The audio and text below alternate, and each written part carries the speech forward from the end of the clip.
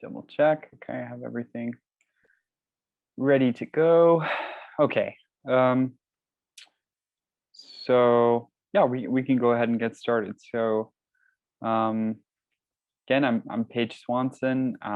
This is the 8th installment in a series, or 8th and final installment in a series that we've been doing with the New Haven Free Public Library called, Learn How to Build an App. And certainly I think we've, kind of gone through a lot of different phases of researching different frameworks or different tools for app building, learning about different types of apps that you can build in all different platforms, learning about how to get set up to code applications. So using different code editors and using Git to manage all of the code that you've written so far. We've learned about different ways of building front end mobile experiences. So how to build out the way your app looks.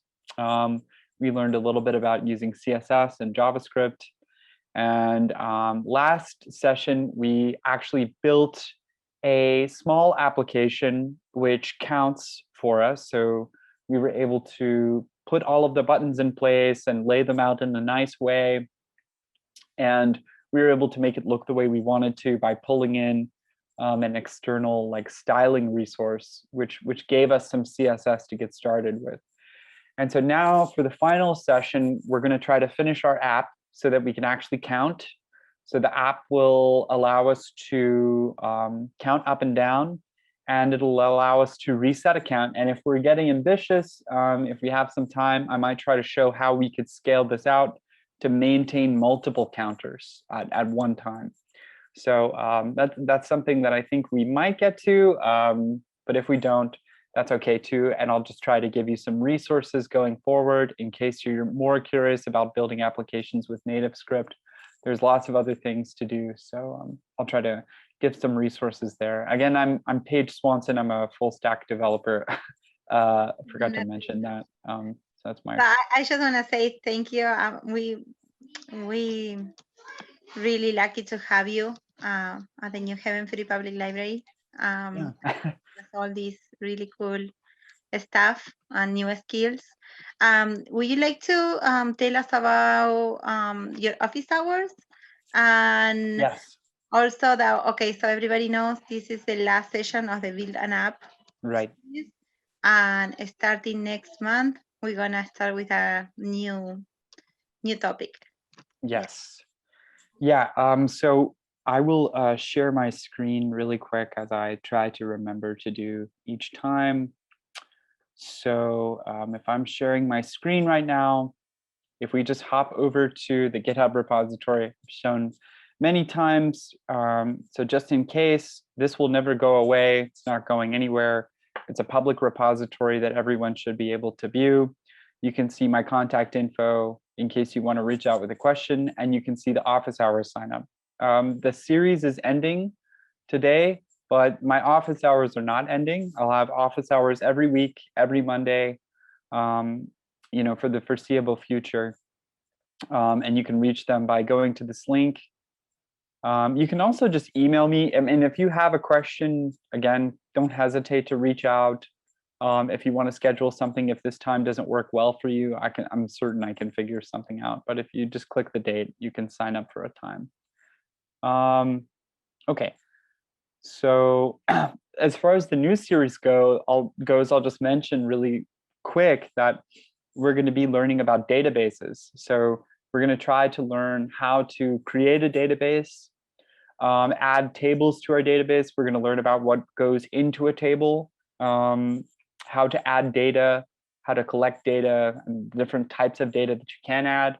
We're going to learn how to query databases. We're going to learn how to update the data automatically, maybe using a web page.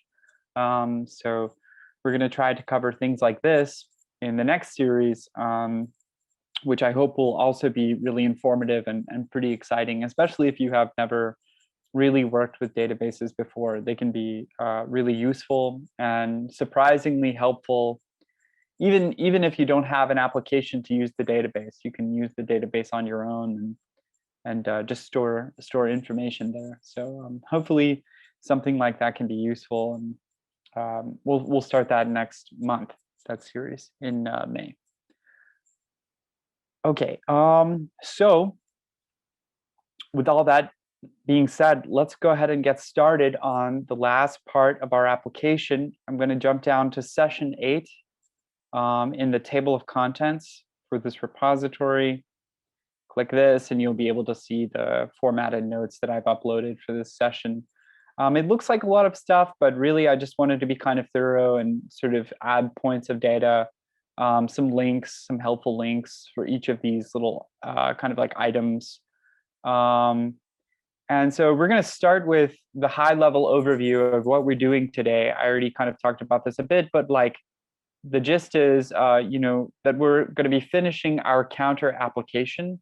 So we worked on this application last time, and actually I have it pulled up now in our emulator. So we've been using this emulator to like demonstrate the application, to demonstrate our applications using the native script command line interface, which is a tool we introduced a while back.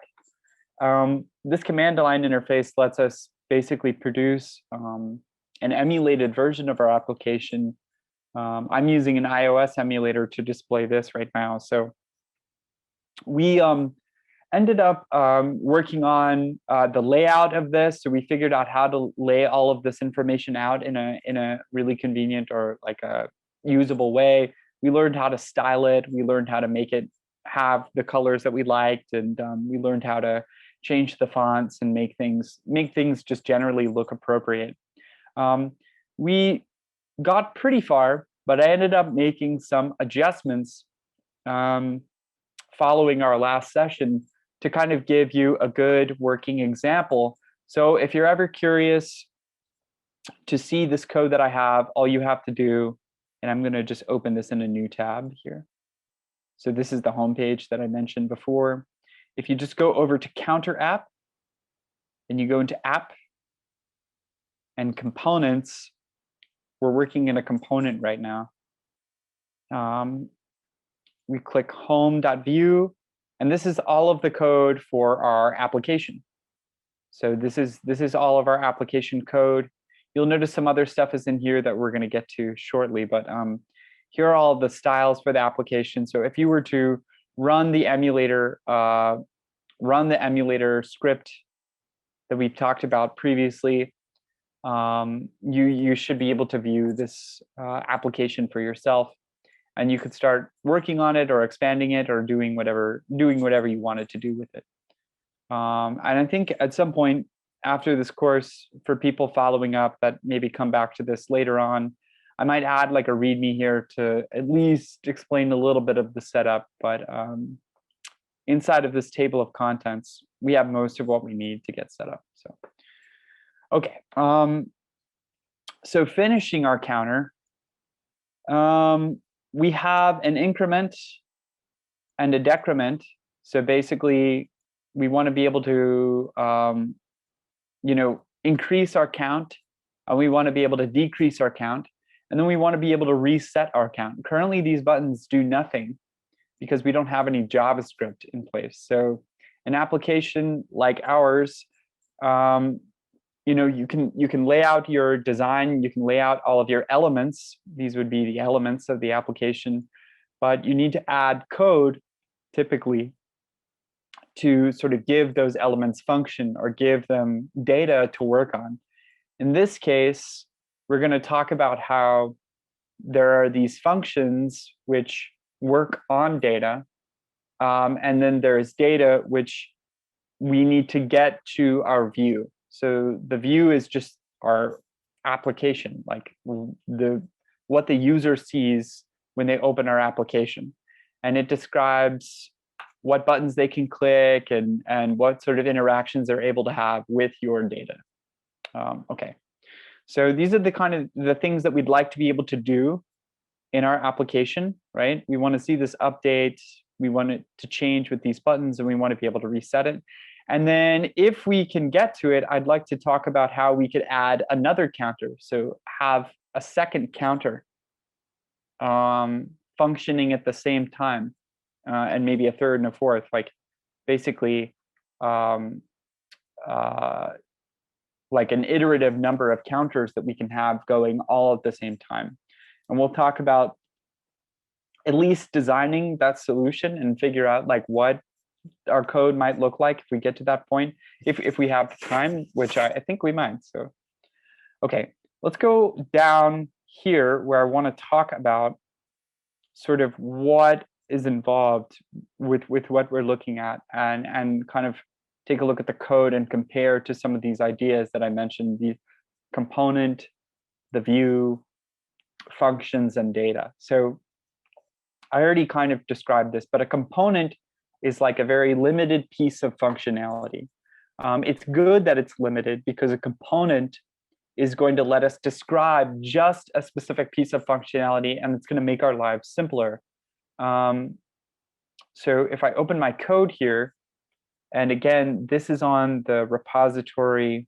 In fact, we can look at it in the repository so that those at home can kind of follow along. So if you go to Library App Starter and you click Counter App, this is the folder I'm in on my computer. So I'll go back to our notes here. Okay, so I'm in this folder. I have it downloaded on my computer in my text editor. Okay, and I went to App Components, home.vue. So that's where I am right now. So this home.vue, this file represents a component. And a Vue component, when I say Vue component, that's a little confusing because I'm talking about Vue.js, which is the technology we're using. But that play on words comes from the word view, like V-I-E-W, that I was mentioning earlier, because that's what the goal of this technology is. It's to produce a view for applications, like web applications, or in this case, a mobile application. And to do that, we use components. Now, what this component represents is basically just this screen, just this piece of the view. That's it. So it describes here, we have a button for, we have a button for decrementing or decreasing the value. We have a label for the count. So I have a little class here.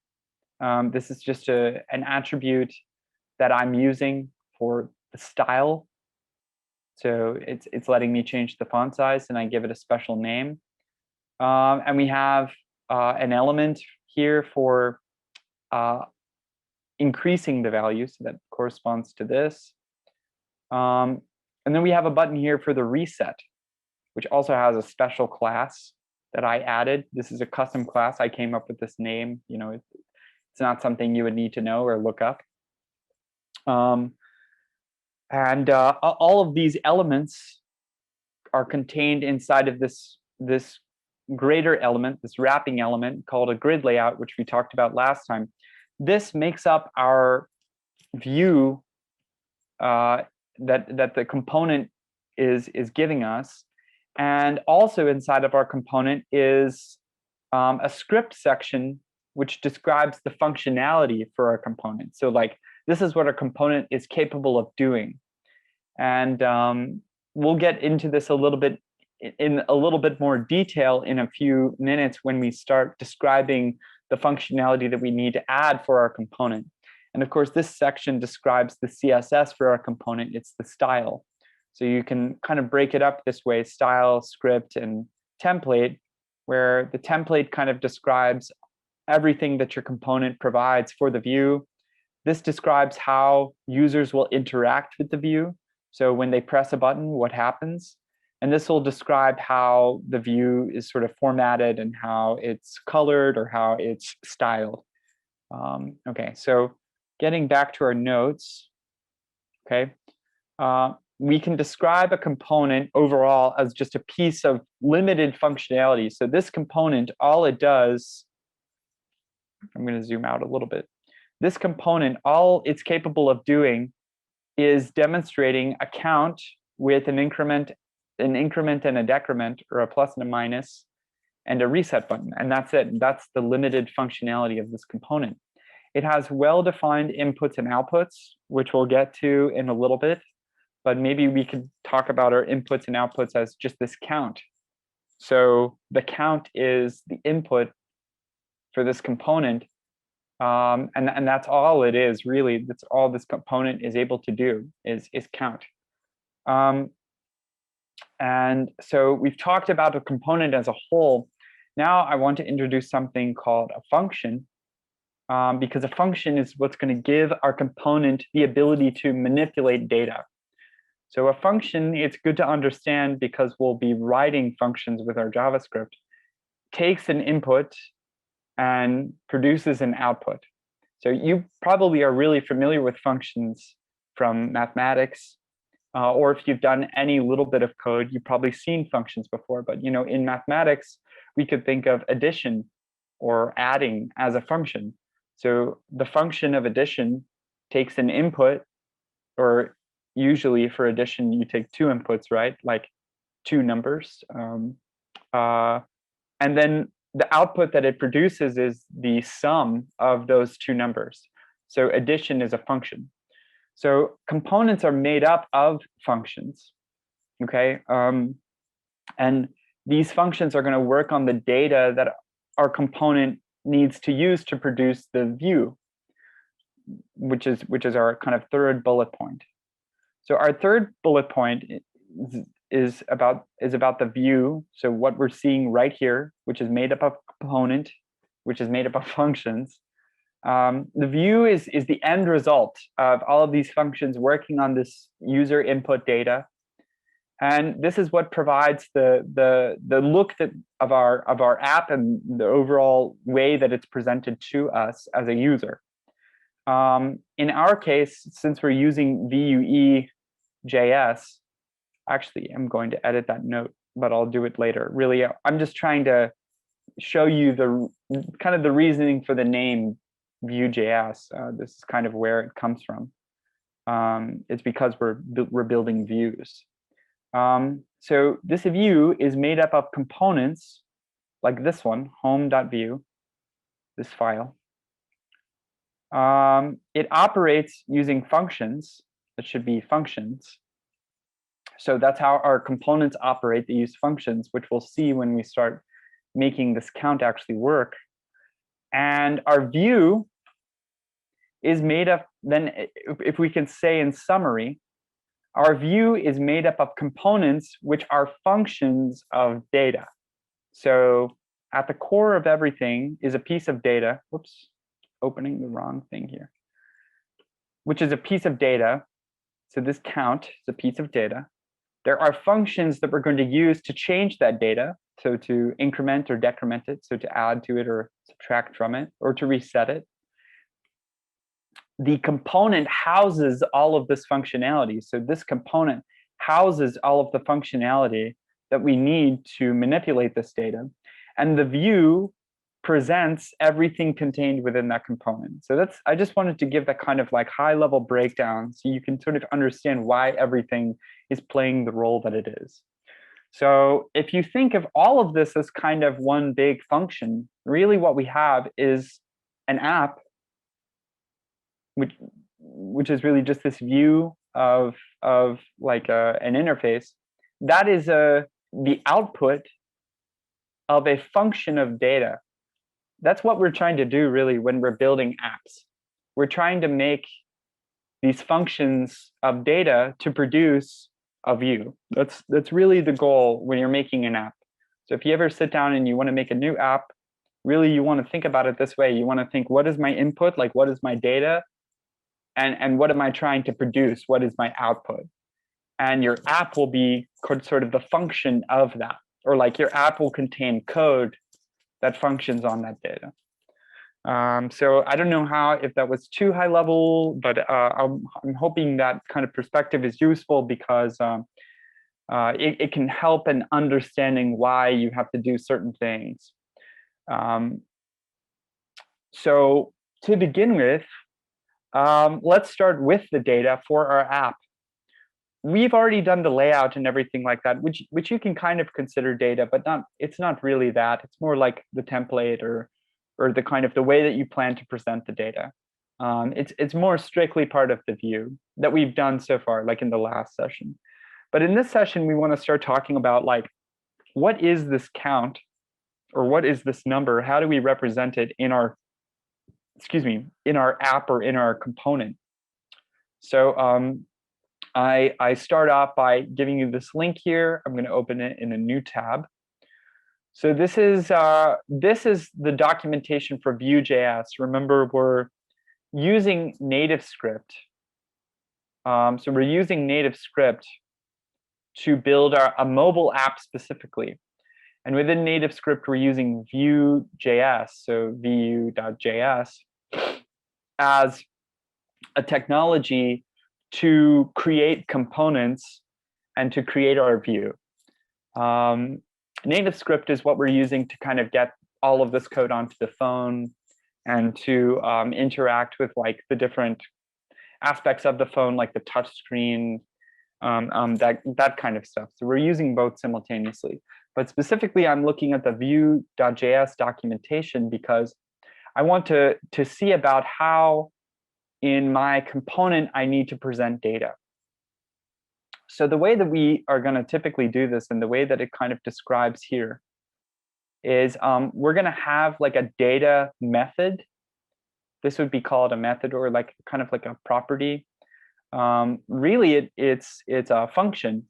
So it has inputs and it has outputs, like I described. In this case, data doesn't have an input. That would be indicated here by having something in the parentheses here. In this case, data is just like it's separate from input. And in fact, they're actually using a count in their example. Their count's pretty simple though. Their count doesn't do anything yet. It just begins with just a number to start off with, and that's what we'll start off with too. So we need to add this function here, which takes in nothing, but returns a count. Okay, so it returns a count, and the assignment here is the number 4. Okay, so we're going to do something similar right now in our code. Let's go ahead and do that. So right now, we just have the default code here that was added with the template application. So this was like the blank template. The blank template that we kind of investigated in a previous session. I don't really want any of this except for like just this export default. This export statement is necessary because what it's saying is, you know, you built this component X, I need to export it to the app to be consumed. And it's going to get consumed actually right here in app.js. So what we do is we import it. So we exported in this component, and then we're importing what we exported, and we're calling it home. You could call it something else actually, because we exported default. That means it can be renamed in the app. And then what we do is we render it right here. So this basically puts it onto the main screen when you open the application. Because we can actually close this app like that in our emulator. If I open it again, well, I think I can actually close it for good. Oh, now I'm opening Siri. I don't want to open. Oh, wow. It's listening to me. Let's see if I can get this to. So it's sometimes I don't really like the. Ah, there it goes. Okay, so like I'm trying to close this application to show you that when the app opens, it's opening on our component. So you see I'm rendering to this frame here, just our component. If we wanted to render more components, we could either do so from within another component, which we might talk about, or we can do so from here. So I'll click this. And you can see once it loads, like it's loading on our component. So that's the core part here. So I'm going to close that. So inside of this is where we want to put our data definitions. To begin with, oh, is there a question? Oh, no. So to begin with, what I'm going to do, I'm just going to copy this because this is actually kind of exactly what I need. You will probably come across different ways of doing this. You'll come across different ways of doing this even with native script Vue. There's no, even with just Vue Js, there's no one exact way to do it. But with a little bit of trial and error, you can kind of discover the correct way sort of for doing things in particular. I would say maybe there's a couple down here. So it doesn't look like, well, this is good enough. So we can go ahead and copy something like this. Okay, I'm just going to make it look a little bit nicer. Go ahead and move this down a bit. That's how I kind of typically like it to look. So basically what we're saying is there's this function called data. This is a special keyword. It represents the data for our component. And then it's basically giving to our component this idea of a count. Okay, we're going to save it. When we save it, the instruction I have running in the background is going to tell this simulator to restart. It's going to save all of the code that I have so far, and it's going to bundle it again, meaning pull together all the files that are needed for the app, and then it's going to reload the app. So this change was fine, but it doesn't mean anything yet because all we've done is add the data, the necessary data for the component, but we aren't actually using the data yet. So if we go back to our notes here, okay. I also wanted to mention, I guess, I have a note about that here. We didn't really describe in our code what kind of data we're dealing with. I just kind of like made it implicit, so to speak. So it's kind of implicit that this data is a number because we put a number here. I could make it what's called a string of characters like this. I don't have to say here like string. In some languages and even in some variants of JavaScript, in JavaScript code, we could actually add those particulars, those specifiers. I think it would actually look something like this in something called TypeScript. But for just typical JavaScript, even using Vue Js, that doesn't change the fact that like this is called like I guess it's called like duck typing, or it's not, wouldn't be called strict typing essentially, which means that the type is just kind of implied with the data itself. So like when we set a variable or a property, this would be a property here, count. By doing this, setting this number here, I'm implicitly saying like that this is a number, like a numeric type of data. So I just wanted to point that out. You will encounter that kind of thing from time to time using JavaScript. Okay, so how do we use the data that we've just added? Well, we need to basically bind it in our template. This process is called binding data. So what we're going to do is up in the template, we're now going to reference the data that we've just sort of added to our component. You'll note here that right now, I just have this text property on this label element.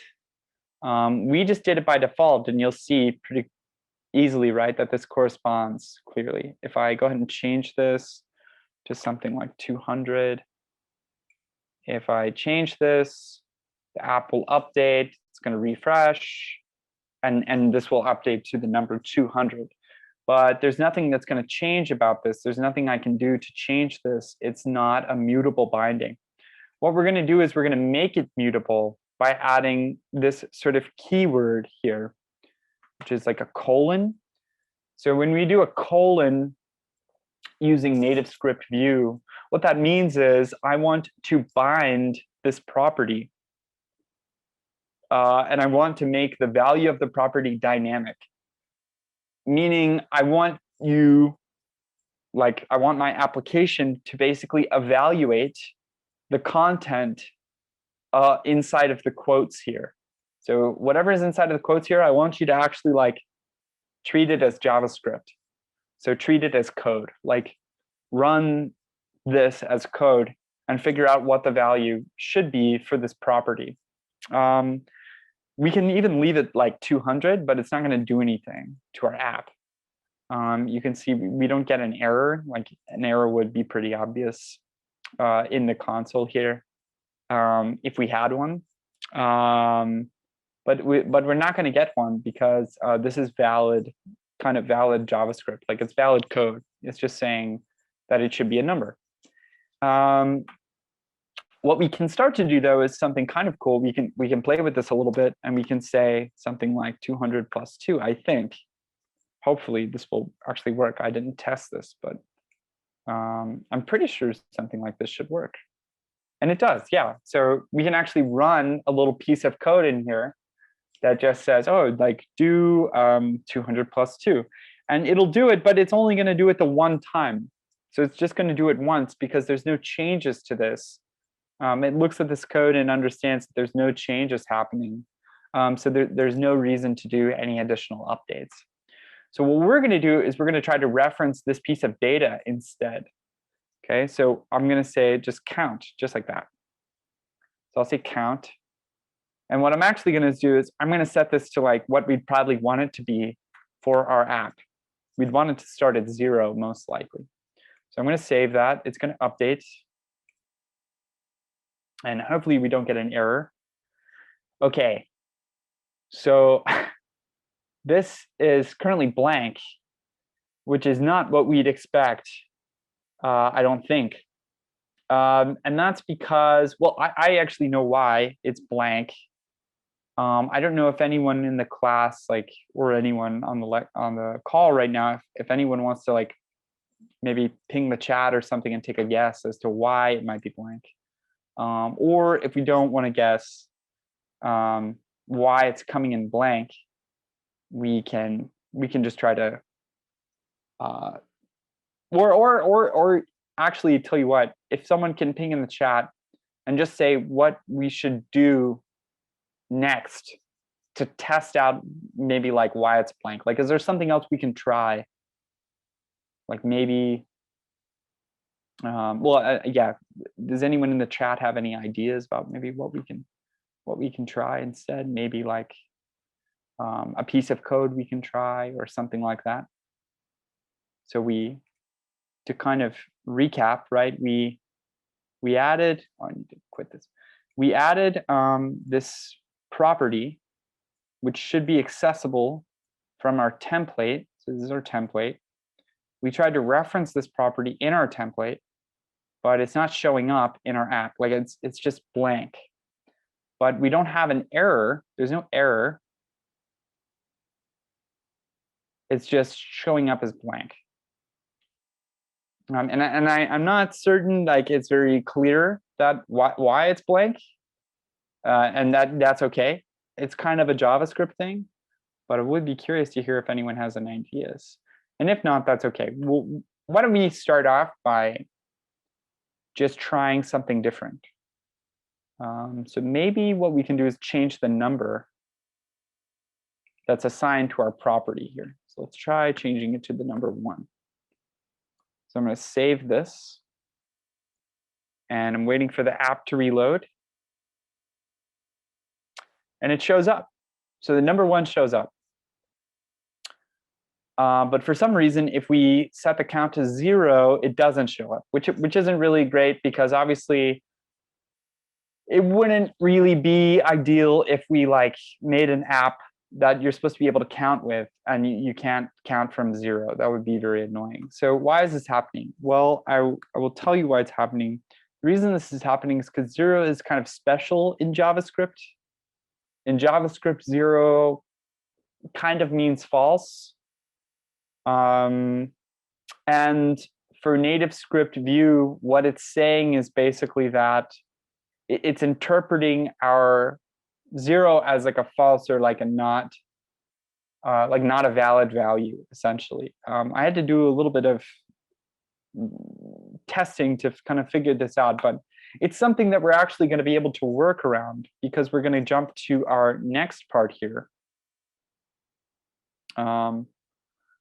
Well, actually, let's just ignore it for now. Let's just ignore it. We'll deal with the problem later, because I want to get to something else first. I'm going to close the chat. But feel free, if that's unclear or anything so far is unclear, which I know we're doing a lot right now, but if anything is unclear, feel free to chat. I'll try to clear it up for you. Okay, so we've now used our count. I mean, we did prove we're using the count correctly inside of our template, right? It's just that we have this little problem with the value 0 for some reason, and I haven't saved yet, so the app didn't update, but we should see it turn blank. We are using the value correctly, like the value is coming in to our app, it's going to the view, okay? But that's the problem, is that it's blank, which we'll solve. But first, I want to go ahead and try to do something else. And I want to try to add some functions for changing our data. So we talked about how components are made up of functions which work on data. Let's make some of those functions, because we have a need for that in our app. We need to be able to change the count. So the count is something that the user is going to want to update with the buttons available to them, so that they can like keep track of something, like count, I don't know, fruit or something in the fridge or what have you. So let's add functions to be able to do that. So we want to manipulate our data to create updates in the view. So this is our view. We want an update here when we manipulate our data, and we want it to be like immediately responsive. Like we don't want some really long, arduous process that takes a long time and isn't very clear to the user. So using Vue Js, this is going to make this very clear and very easy for us to do, compared to just using just plain old JavaScript. So let's try to do that right now. I'm going to go pop over to use the link that I provided here, open this in a new tab. I'm going to close this one. It's actually the same link. You just scroll down a little bit. So you remember this data section. I'm just going to scroll down a little bit. This is basically going to iterate on the groundwork we've done for our data in our component. We're now going to add the concept of methods to our component. So we're going to add this idea of methods.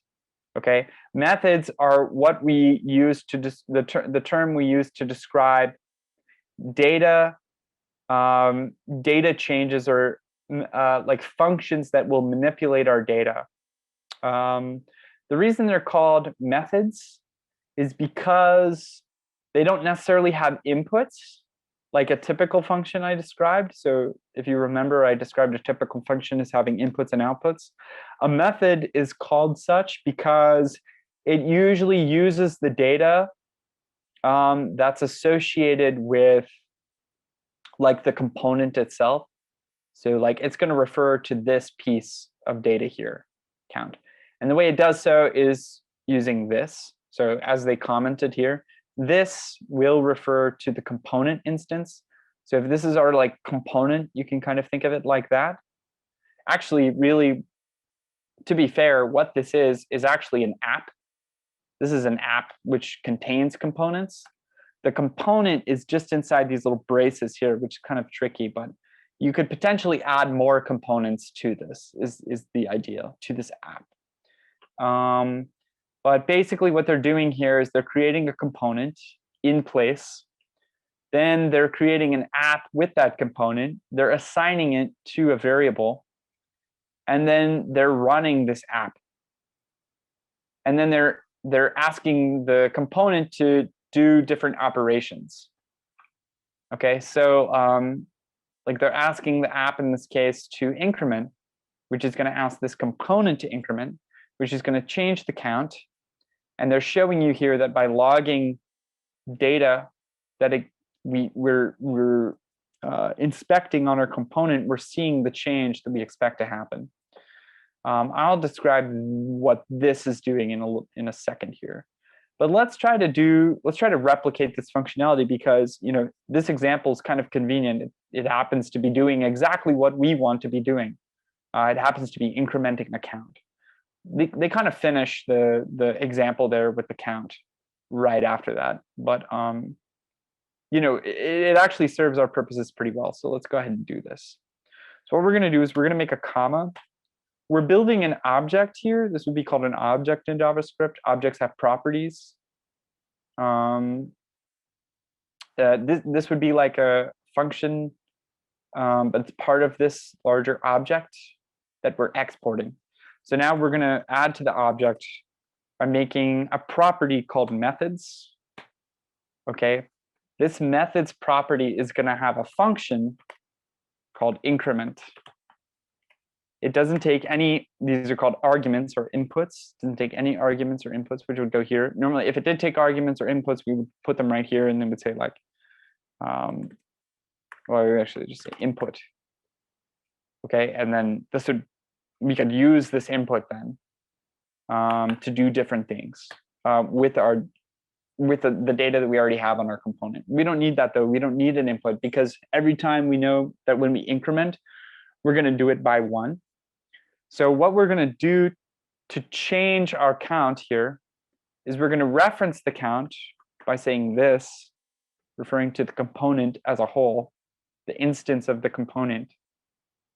And we're going to say this.count. So we're saying the count property, like we're referring to the property, which is right here. We want to reassign it because we're going to update the value of it. So this is kind of an interesting one, because what we're going to do is we're going to use the value of it to update it. So, right, like if we want to add to a number, so if we say what is, like update the number 2 by 1, that would give us 3. We need to know 2 things. We need to know by how much you want to update it, and we need to know the original number. So that's 2 plus 1. So what we're going to do is this count plus 1. Okay, so that's all this function is going to do. This function isn't going to do anything else. So let's save this. Let's see if we get an error. We did get an error, which is good, kind of, because I want to show you how some of these errors look. Okay, so this is helpful here. I kind of did this a little bit wrong. I added the keyword function, which is used in JavaScript often to clarify that I'm creating a function. In this case, we don't need to do that. So that's why it's saying unexpected keyword function. Often when you see this unexpected keyword, you can usually do pretty well to just remove it. So let's try that.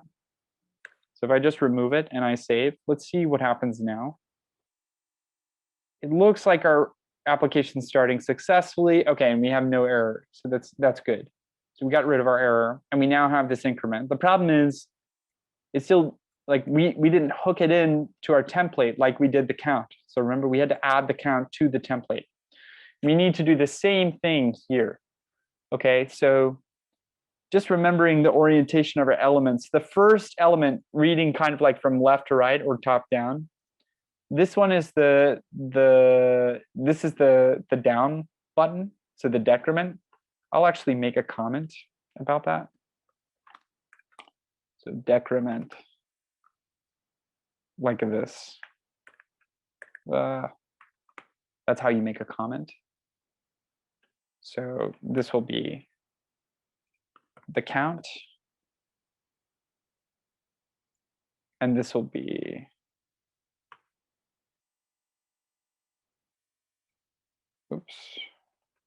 increment. Okay.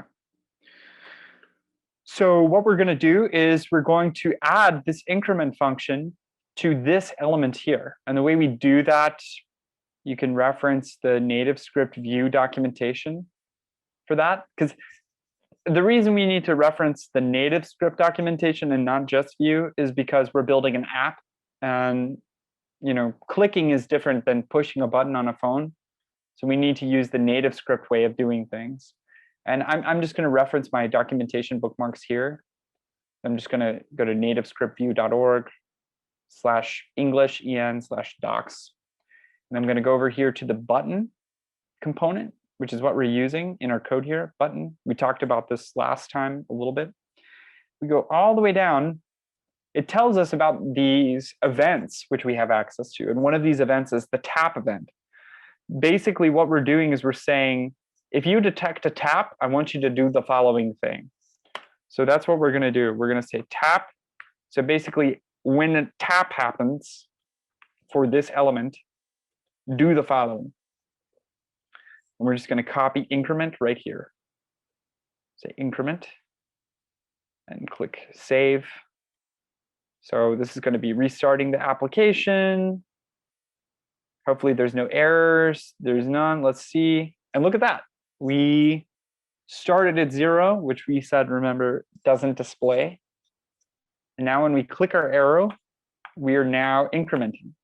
This is exactly what we want. So we're trying to make an app that counts. Seems pretty useful. It's getting more useful now, right? Now it counts, which is great. But we still can't reset and we still can't decrement. So what I want to do, barring any other additional notes that I have, I'll go ahead and close this since I don't need that anymore. I'll leave these kind of open. And we've met this criteria, right? It manipulates our data. And in doing so, it updates the view. So this is the view, right? The view of our app. And it's immediately responsive, right? This is very, very responsive. It's very, very immediate. It looks nice, changes the number exactly like we want. So this is great. We have functions manipulating data and producing a new view in our application. Okay. Before we finish our implementation for other parts of our app, right, I just wanted to make a note. Should we put bounds on our data? So bounds, what I mean by bounds is, should we bound our count? Like, should we limit what the count can be? And actually, let's go ahead and implement one more function, or a method, I should say. And then we'll kind of revisit this question, because I think, obviously, I think if you're counting, I don't think you really want to limit someone, like how many times they can click your button. Like, I mean, if it's counting, I think it's okay if they want to count to 1 million, let them do it. But you might want to put constraints on that to some extent, because maybe we can't display 1 million right now. Like, I can guarantee you this number, we would have to code the change in font size if that number keeps growing larger and larger. So that's something you might want to think about. And you can do that within these functions. So we could say something like, well, let's do it actually on the decrement, which we'll do now. So I'm just going to copy this function. And what I'm going to do is add a comma here. So this is, think of this like a list. So it's a list of methods. Okay, so we're listing out different methods. So this is the methods inside of these braces here. And these are all the different methods we have available to us.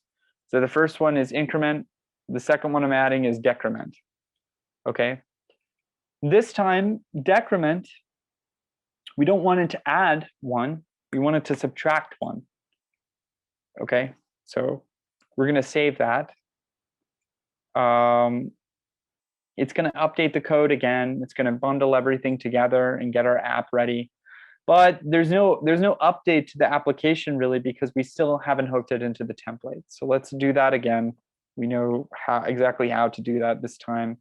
So it's just another tap event. So I'm just going to copy this tap event here. I'm going to put it in the same place, except this time I'm going to reference decrement. I'm going to click save. Okay, so it's restarting our application again. Okay, and so now hopefully our button is linked. Let's try to increment it first. So we can increment just fine. And now we're decrementing. So this is perfect. So our counter app is almost completely functional. we have a count that we can increment and decrement equally.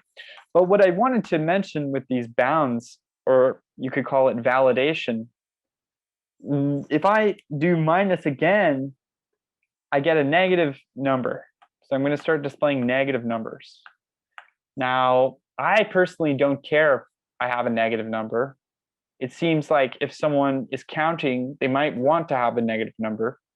So I don't think it's really a good idea to limit what people can or can't do with your app. But just as an example, let's say you did not want to show negative numbers, like it wasn't appropriate for your use case. This would be the place to do it. And I'll show you exactly how to do that. So what we do is we just use an if statement. This is going to let us put a condition on the value of count. And the way you write an if statement in JavaScript is fairly straightforward. It's fairly human readable. We're going to say if, put parentheses, because this if statement is kind of like a function. And we're going to put braces again. This is saying that the body of the statement that we're conditioned on is inside of here. Okay, so it's saying like only run code in here if what's inside of these parentheses is true. And we're going to add that right now. So if count is greater than 0, how about that? So if the count is greater than 0, only then do I want you to run this code. So that's what I'm going to do. I'm going to add it inside of this if statement. Okay, so only if this count is greater than 0. And I mean, we can make it look a little bit different. We can say if this count is less than 0, or if it's equal to 0, rather. That's how you say something is equal to or the same as. Because this, as you noticed, is an assignment. So we're reassigning the count here. So it's not a single equals, it's single equals assign, it's a double equals. What we could do is just return, which means like just quit the function, quit the method. Otherwise, basically, if we don't meet this condition, we can move on and do it afterwards. So basically, if the count is 0, don't do anything, just quit. Otherwise, keep going and go ahead and decrement. I like the way this looks a little better. It's a little more clear to me. I don't like having all those like indents, but either way, you can do it either way. It doesn't really change anything. Okay, so I realize we're almost out of time, so I'll try to speed it up a little bit to get us the reset and to fix our 0. So we'll want to fix that. Okay, so whoops. So let's look at the app now again, and let's keep our notes up as well. So let's try this bound. So let's try this out. So obviously we started at 0, so I could have decremented from there, but I just want to make sure everything still works. So you can see the functions, the method still works, right? It's still decrementing. But let's see what happens when we get to 0. So we're going to get to 0, and you notice it's stopped. It won't go down anymore. Okay, it's stopped, and that's because whenever we see a 0, so if this count is equal to 0 is how you read this. If this count is equal to 0, just return. Don't proceed. Just return from this method and don't do anything further. And so because we added that bound or that like validation step, it's never going to decrement this again if the count is at 0. Now, as soon as we go back up, we can start decrementing again. It's not a permanent change. So it only happens when that condition is met. Again, I think for a counter app, this is not very useful. I think you should be able to count however you like. I'll leave it in because maybe it's a helpful example for someone.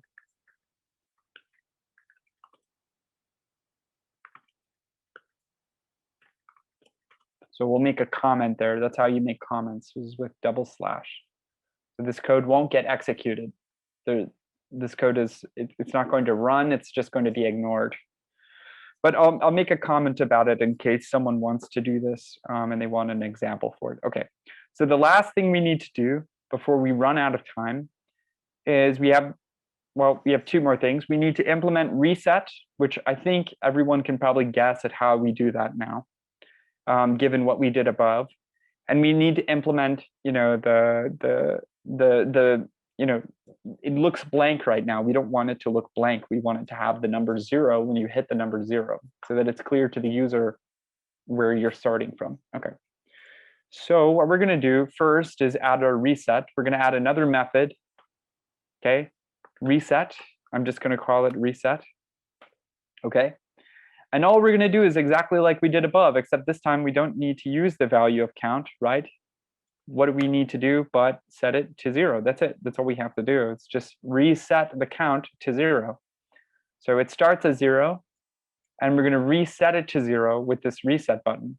We're going to save, but we still have to bind it to the template, so don't forget to do that. I'm just going to copy this binding here. And remember, this is our reset button. So reset in our template here. I'm just making comments here. These are also comments, just like this one. It's just helpful information in case you need to remember something. So I'm going to copy and paste. I copy and pasted this same functionality, except this time I'm going to say reset. Okay, so now that I've saved, as long as we don't have any errors, which I'm checking for here, basically any red text or anything kind of like unexpected, these are all nice messages so far. We're loading the app, and it looks like we still can't decrement below 0, which is good. We can increment though, and we can decrement back down away towards 0.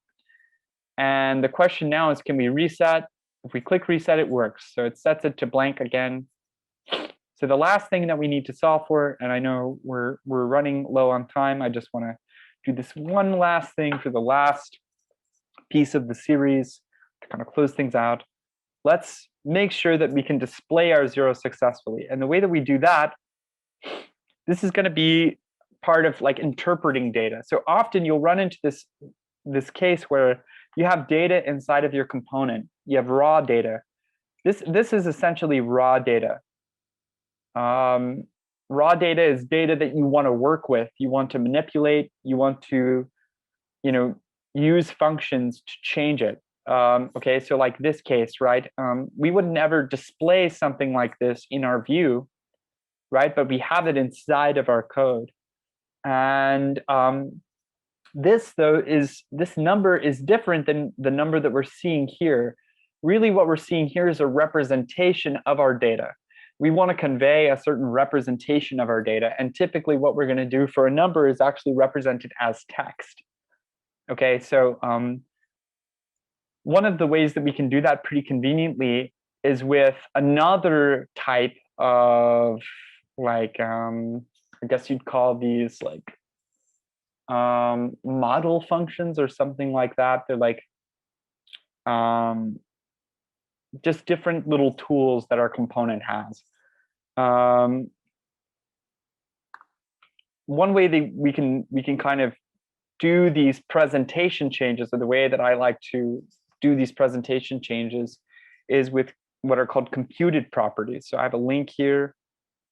Okay, so this is part of interpreting data. So this comes up when we need to basically, we have data, okay, that we want to display, but then we want to change the way it's displayed just for the purpose of displaying it. Like, or we want to change the value of the data just for the purpose of displaying it.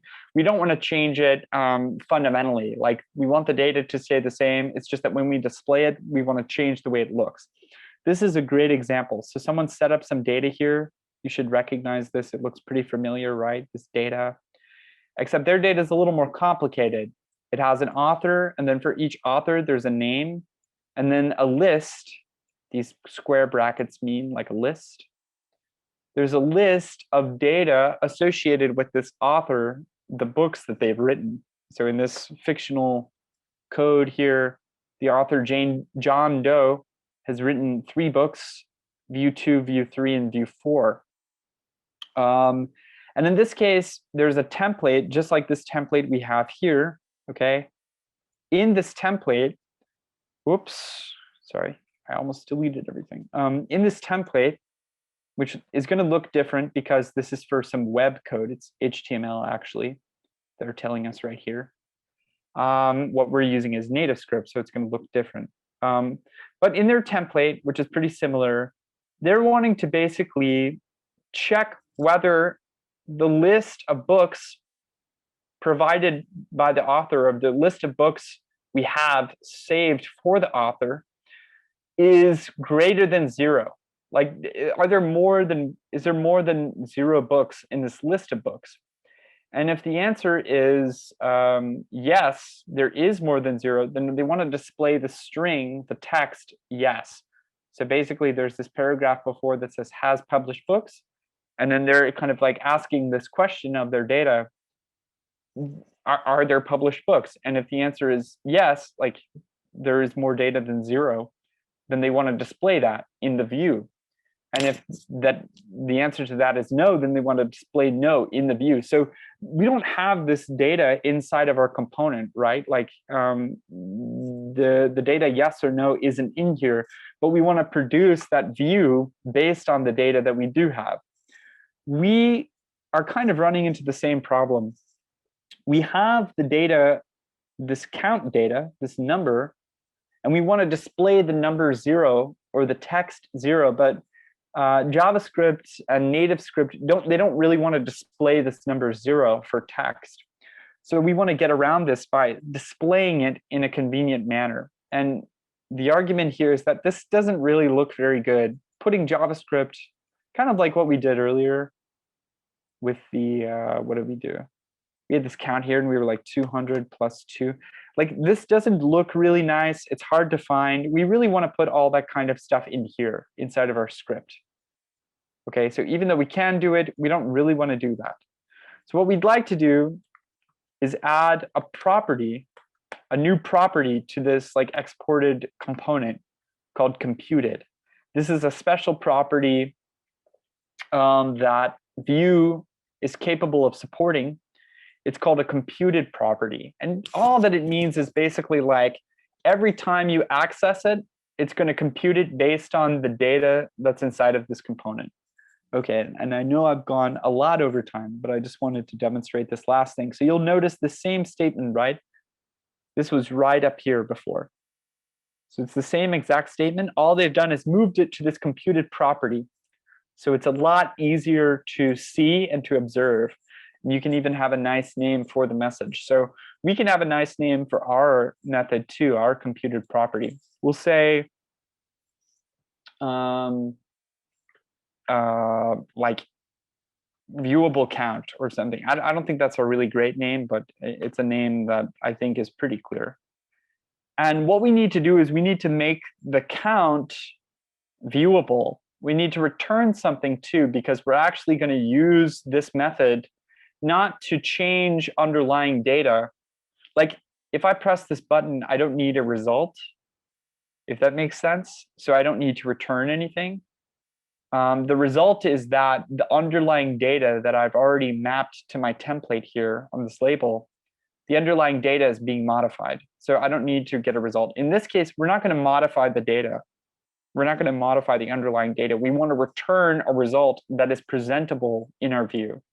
The way we do this is just this kind of JavaScript, special JavaScript function called toString. What that does is it takes any object that you give it, particularly like a JavaScript object, and it's going to turn it into a text string. This text string is always going to be observable in our view.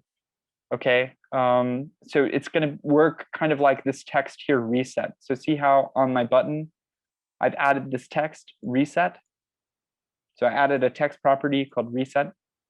This is a text string, so it works fine. Similarly, if I were to get rid of this little binding and I put the number 0 here, this would also work fine. But as soon as you start evaluating JavaScript, it doesn't want to display as 0. It just displays it as blank. So we're going to fix that by using the viewable count computed property instead. So we're going to copy this. And actually, first, I'm going to save and just make sure I don't have an error, right? I like to check for errors. every time I write a little bit of code, just to make sure that I don't have a problem. And it looks like our app restarted successfully. We haven't added it to the template yet, but we don't have any errors, so that's good. So all we're going to do is replace the count here with the viewable count.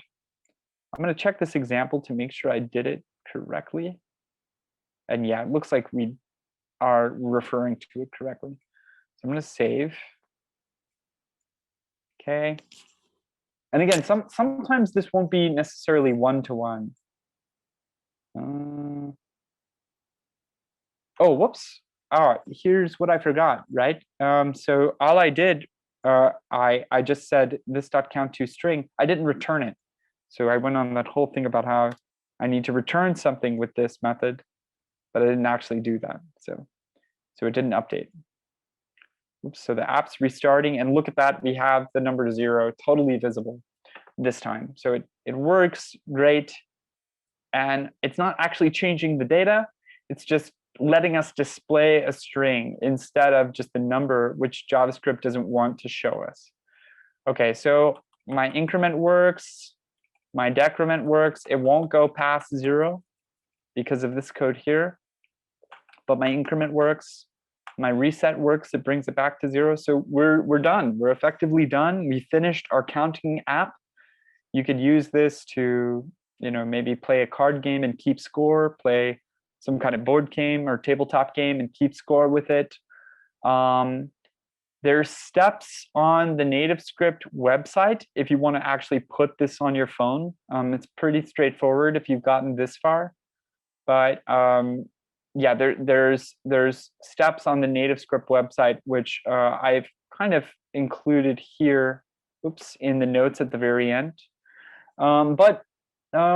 Yeah, I think that's the end. I think we have a pretty nice, convenient little app. It doesn't do too much, but I think certainly it would show you kind of how to approach, adding additional functions.